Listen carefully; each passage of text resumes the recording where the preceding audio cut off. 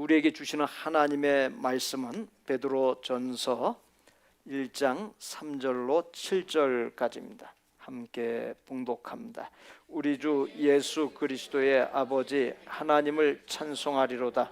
그의 많으신 공율대로 예수 그리스도를 죽은 자 가운데서 부활하게 하심으로 말미암아 우리를 거듭나게 하사 산 소망이 있게 하시며 썩지 않고 더럽지 않고 쇠하지 아니하는 유업을 있게 하시나니 곧 너희를 위하여 하늘에 간직하신 것이라.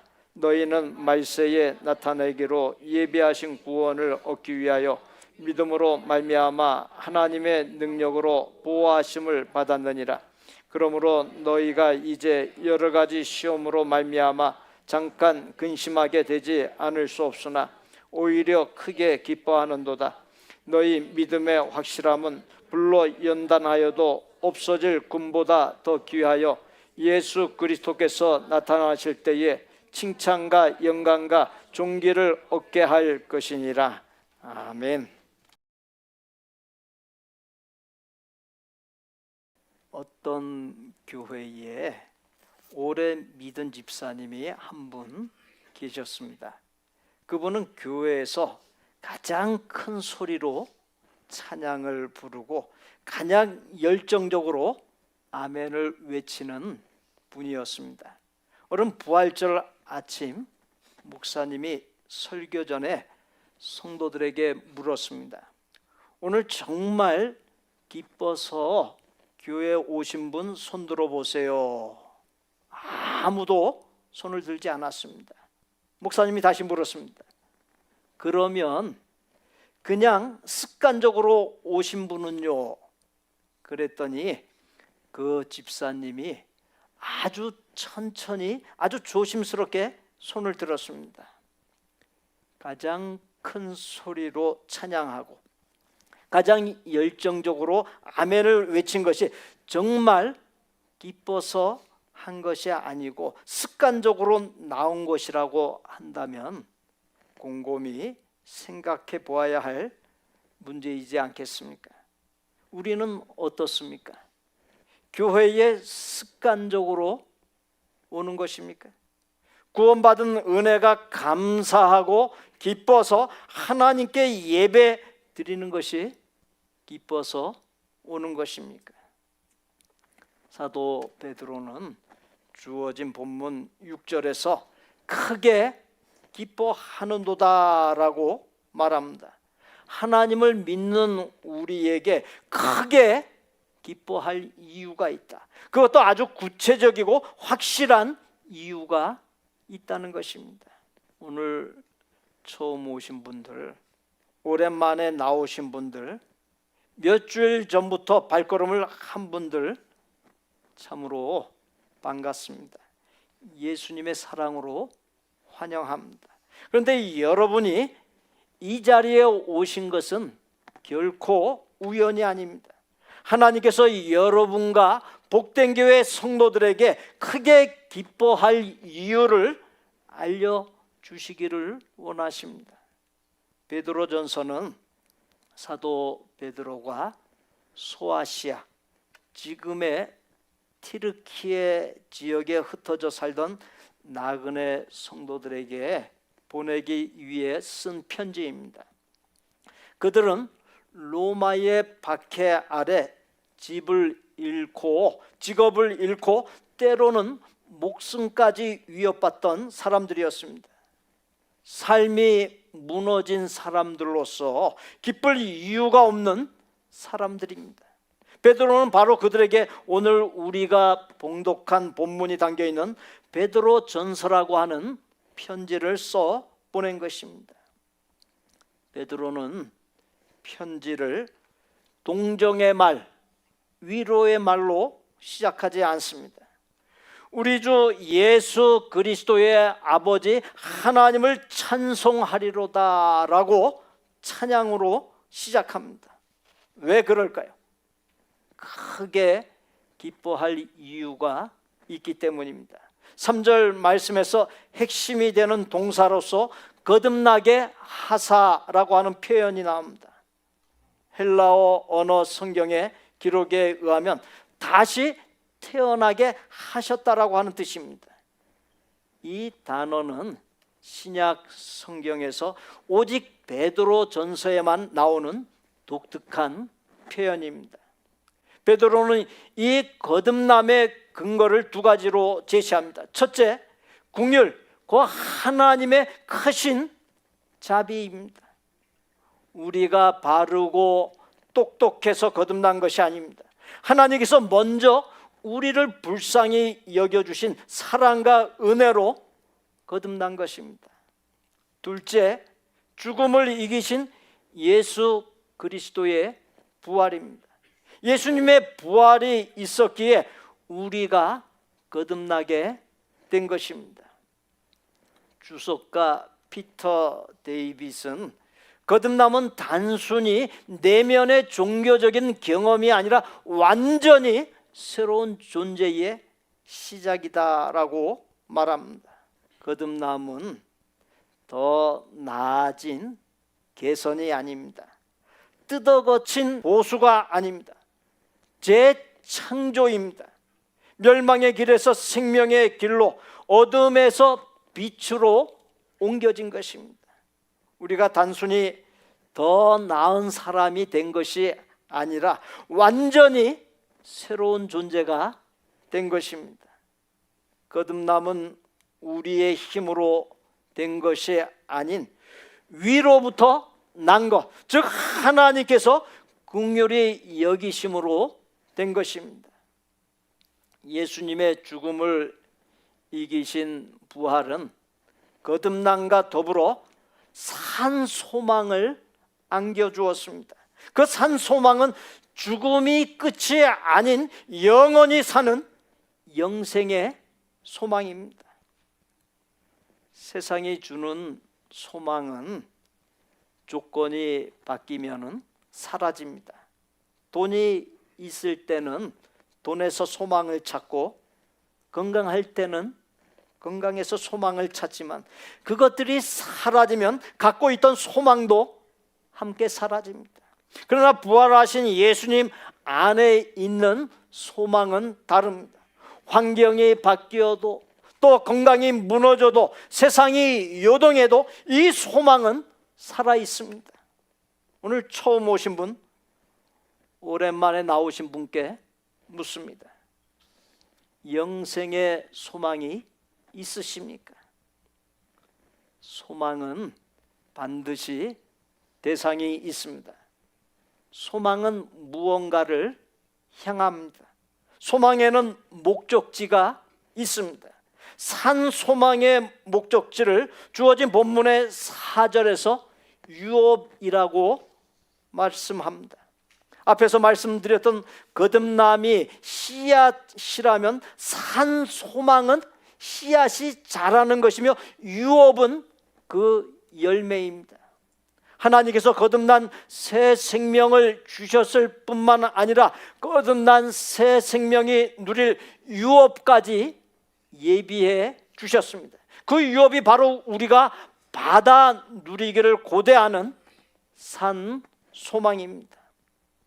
본문 4절에서 유업을 세 개의 헬라어 부정사로 묘사합니다.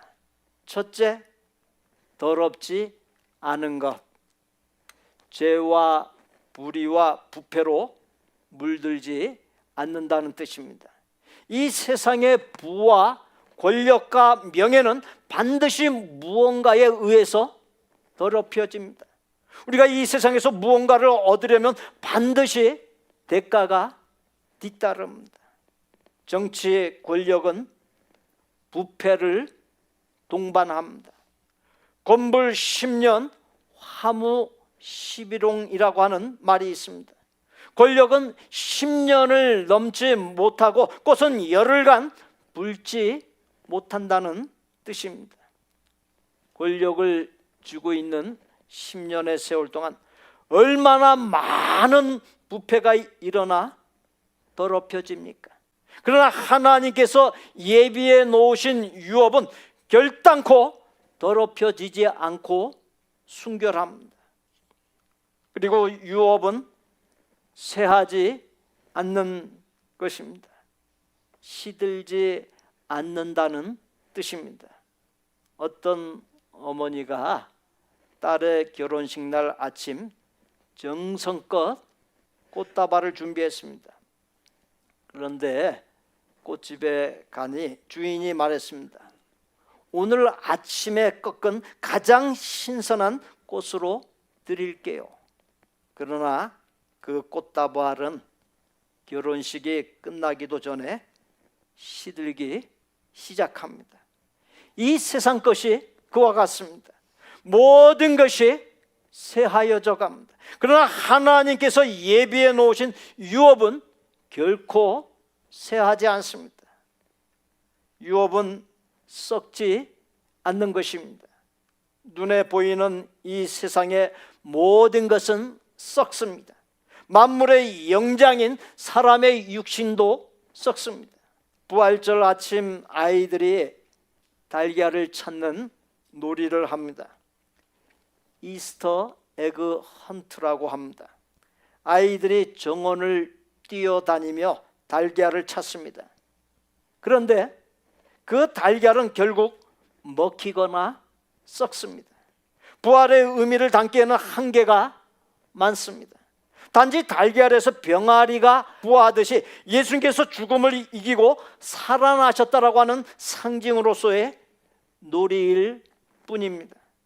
하나님께서 우리에게 예비하신 유업은 이스터 에그가 아닙니다. 이 세상에서 우리가 애써 쌓아놓은 것들이 결국에 어떻게 됩니까? 역사상 가장 부유한 나라 중 하나였던 로마 제국은 과거의 유물로 사라지고 말았습니다. 세상 최고의 도시라 불리던 폼페이는 하루아침에 화산재에 묻히고 말았습니다. 이 세상에 썩지 아니하는 것은 없습니다. 그런데 하나님께서 하나님을 믿는 사람에게 예비해 놓으신 유업은 결코 썩지 않습니다. 하나님께서 우리를 위해 예비해 놓으신 유업은 더럽지 않고 쇠하지 않고 썩지 않습니다. 인플레이션도 금융위기도 도둑도 없습니다. 그 무엇도 손댈 수 없습니다. 하나님께서 우리를 위해 예비해 놓으신 유업은 더럽지 않고 쇠하지 않고 썩지 아니하는 부활의 몸을 입는 것입니다. 그것을 구원의 완성인 영화라고 합니다. 문제와 고통과 늙는 것과 죽는 것이 없는 하나님의 나라에서 주님과 함께 영원한 생명과 평강을 누리는 것입니다. 요한계시록 21장 3절로 4절에 이 말씀 함께 봉독합니다. 하나님이 친히 그들과 함께 계셔서 모든 눈물을 그 눈에서 닦아주시니 다시는 사망이 없고 애통하는 것이나 곡하는 것이나 아픈 것이 다시 있지 아니하리니 처음 것들이 다 지나갔음이로라. 말씀을 전하면서 묻습니다. 지금 여러분의 삶에 어떤 소망이 있으십니까? 열심히 하고 있는 일에 대해 결실을 맺기 원하십니까? 자녀들이 잘 되기를 원하십니까? 건강이 회복되기를 원하십니까? 그 모든 소망이 소중합니다. 그러나 그것들은 이 세상에서만 유효한 소망입니다. 예수님께서 부활하셨습니다. 그 부활은 과거의 유물로 끝나버린 하나의 역사적인 사건이 아닙니다. 그것은 이 자리에 나를 위한 사건입니다. 예수님은 나의 죄를 사하시고 멸망길에서 나를 구원하기 위해 죽으셨고 나에게 거듭난 새 생명과 산 소망인 더럽지 않고 쇠하지 않고 썩지 아니할 유업을 주기 위해서 부활하셨습니다.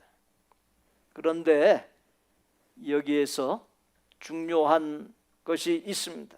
구원받은 성도, 거듭난 새 생명을 얻은 성도에게 산 소망과 썩지 않는 유업은 이미 보장되어 있습니다. 그러나 그 보장된 것을 이 세상에 사는 동안에 어떻게 잘 누리면서 사느냐, 이것이 중요합니다. 한 왕자가 있었습니다. 왕의 아들로 태어나 모든 왕국을 유업으로 받게 되어 있었습니다. 그런데 그 왕자가 자신이 왕자인 것을 잊고서 궁궐 밖 거지들과 함께 구걸하며 산다면 어떻겠습니까? 여전히 왕국이라고 하는 엄청난 유업이 있지만 왕자는 유업을 누리지 못하고 사는 것입니다. 우리 중에 그와 같은 사람들이 있지는 않습니까? 이미 보장된 엄청난 유업을 잘 누리기 위해 어떠한 삶을 살아야 하겠습니까? 첫째, 날마다 부활하신 예수님 안에서 사십시오. 부활은 1년에 한 번 기억하는 사건이 아닙니다. 부활하신 예수님이 오늘도 살아계십니다. 매일 아침 눈을 뜰 때마다 주님, 오늘도 부활하신 예수님과 함께 이 하루를 시작합니다 라는 고백으로 하루를 여십시오. 둘째로, 영원한 것에 인생의 닻을 내리십시오. 배가 항구에 정박할 때 닻을 내립니다. 닻은 바닷속에 있어서 보이지는 않지만 배를 붙잡아 줍니다. 파도가 와도 배가 떠내려가지도 파손되지도 않는 것은 바로 이 닻 때문입니다. 우리는 인생의 닻을 어디에 내리고 있습니까? 더럽혀지고 쇠하고 썩어 사라질 이 세상의 것들에 내리고 있습니까? 아니면 하나님께서 예비해 놓으신 더럽혀지지 않고 쇠하지 않고 썩지 아니할 영원한 유업에 내리고 있습니까? 셋째, 믿음의 한가족 공동체 안에 거하십시오. 혼자서는 외롭고 힘듭니다. 유혹에 흔들릴 때도 있고 넘어질 때도 있습니다.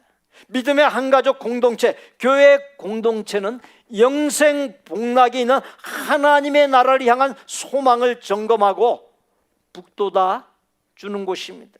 예배를 통해, 말씀을 통해, 성도의 교제를 통해 하나님의 뜻을 함께 받드는 사역을 통해 산 소망을 향해, 유업을 향해 흔들림 없이 나아가게 해줍니다. 넷째, 이 세상에서 산 소망인 유업의 맛을 보면서 사십시오. 산 소망인 유업을 실현, 완성하는 것은 미래에 있지만 오늘 이 자리 또한 이 세상에 사는 동안에도 얼마든지 그것을 맛보고 누릴 수 있습니다. 참된 사랑을 통해서 서로를 이해하고 배려하는 넉넉함, 큰 그릇됨을 통해서 화해와 용서를 통해 살아온 것이 다르지만 나를 내려놓고 하나됨을 통해 하나님의 기쁨과 영광을 위한 삶을 통해 얼마든지 그것을 삶의 일상에서 맛볼 수 있습니다. 본문 6절에서 사도 베드로는 너희가 이제 여러 가지 시험으로 말미암아 잠깐 근심하게 되지 않을 수 없으나 오히려 크게 기뻐하는도다 라고 했습니다. 이 세상을 사는 동안 여러 가지 시험, 생각지 못한 질병으로 인한 아픔, 앞으로 갈 수도 뒤로 물러설 수도 없는 진퇴양난의 난감한 어려움, 유혹, 넘어짐 등이 있지만 결코 그것이 끝이 아닙니다. 우리에게 그 모든 것을 이기고 크게 기뻐할 수 있는 산소망 유업을 예비해 주셨습니다. 산소망이 예비해 놓으신 유업의 근거가 바로 부활하신 예수님입니다. 세계의 4대 종교 하면 첫 번째가 24억에서 25억 명으로 세계 인구의 31%에서 32%를 차지하는 기독교. 두 번째가 19억에서 20억 명으로 세계 인구의 24%에서 25%를 차지하는 이슬람교. 세 번째가 12억 명으로 세계 인구의 15%를 차지하는 힌두교. 네 번째가 5억 명으로 세계 인구의 7%를 차지하는 불교를 들 수 있습니다.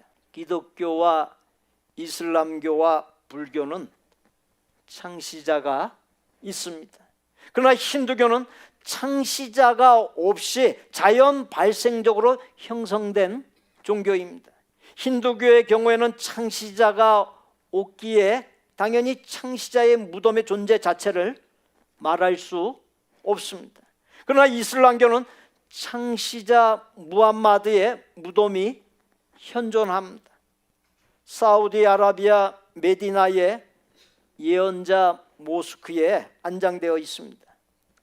불교는 창시자 석가모니의 시신이 화장된 후에 나온 유골인 사리를 세계 8곳에 나누어서 보존하고 있습니다. 그러나 세계 4대 종교 중 첫 번째 것인 기독교의 창시자에 해당하는 예수님의 무덤은 비어 있습니다. 그와 같은 사실은 예수님께서 부활하신 것을 말해주고 있습니다. 부활하신 예수님이 우리에게 계십니다. 부활하신 예수님이 우리에게 멸망에 이르게 하는 죄를 사함받는 구원과 거듭난 새 생명을 주셨고, 더럽지 않고 쇠하지 않고 썩지 아니하는 부활의 형체인 영화의 몸을 입고 본향이 하나님 나라에서 영생 복락할 수 있는 산 소망 유업을 주셨습니다. 사랑하는 여러분, 부활절인 오늘 부활하신 예수님을 삶의 중심에 모시고 우리에게 주신 구원과 거듭난 새 생명을 갖고서 영원한 것에 인생의 닻을 내리고 믿음의 한가족 공동체 안에 거하고 이 세상에 사는 동안에도 미래에 완성될 산 소망인 유업의 맛을 풍성히 보고 누리는 복된 생이 되시기를 예수님의 이름으로 축복합니다. 우리 구주 예수 그리스도의 은혜와 아버지 하나님의 거룩하고 완전한 사랑과 성령님의 교통 내주 감동 인도하심이 부활하신 예수님을 삶의 중심에 모시고 우리에게 주신 구원과 거듭난 새 생명을 갖고서 영원한 것에 인생의 닻을 내리고 믿음의 한가족 공동체인 복된 교회 공동체 안에 거하고 이 세상에 사는 동안에도 미래에 완성될 산 소망인 유업의 맛을 풍성히 보고 누리는 복된 생이 되기를 소원하고 작정하는 모든 아름다운 마음의 성도들과 그 가족과 생업과 학업과 대인관계와 미래 위에 우리 복된 교회 신앙 공동체 위에 이제로부터 영원토록 함께 계실지어다. 아멘.